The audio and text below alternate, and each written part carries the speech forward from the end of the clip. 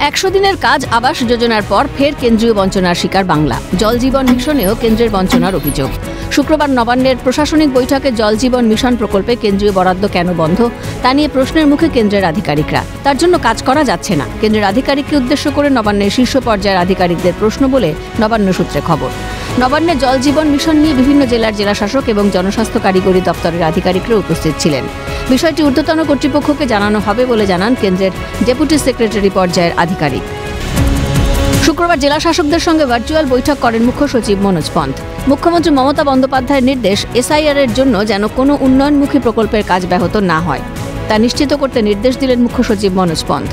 রাজ্যের মুখ্য সচিব বিভিন্ন দপ্তর কেন্দ্রিক প্রকল্প বাস্তবায়ন নিয়ে পর্যালোচনা বৈঠক করেন। প্রসঙ্গত, একদিকে যখন এসআইআর প্রক্রিয়া চলছে, তখন অন্যদিকে তার জন্য এই কাজে যুক্ত থাকতে হচ্ছে জেলা শাসক থেকে এসডিও এবং বিডিওদের। ফলে এসআইআর এর প্রভাবে যাতে উন্নয়নমুখী প্রকল্পের পাশাপাশি সমাজ কল্যাণ প্রকল্পের কাজ ব্যাহত না হয় সেই নির্দেশ দিয়েছেন মুখ্যমন্ত্রী মমতা বন্দ্যোপাধ্যায়।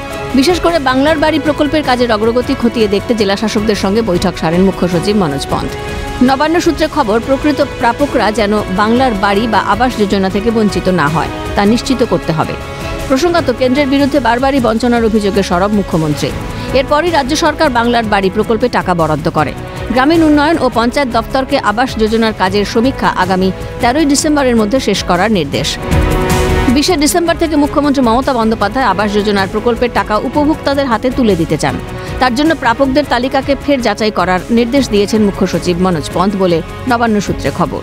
যাদের নাম বাদ গেছে তাদের নামগুলি ফের যাচাই করার নির্দেশ। গাইডলাইন মেনে বাংলার বাড়ি নিয়ে গ্রামসভা বৈঠকগুলি দ্রুত ডাকার নির্দেশ।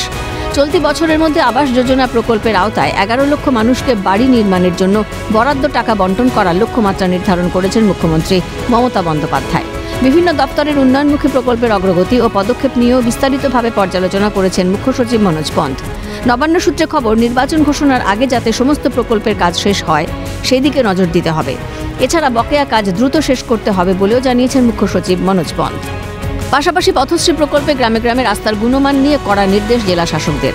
রাস্তার গুণগত মান নিয়ে কোনো রকম আপোষ করা যাবে না। রাজ্য স্তর থেকে বিশেষ টিম যাবে রাস্তার গুণগত মান যাচাইয়ের জন্য। পথশ্রী প্রকল্পের অধীনে রাস্তার টেন্ডার দ্রুত করে ফেলতে হবে, জেলা শাসকদের নির্দেশ মুখ্য সচিবের। প্রসঙ্গত, পথশ্রী কর্মসূচির অধীনে গ্রামে গ্রামে আরও 9000 কিলোমিটারেরও বেশি গ্রামীণ নয়া রাস্তা তৈরি করা হবে বলে নবান্ন সূত্রে খবর। খালিদ জামালের রিপোর্ট, ক্যালকাটা নিউজ।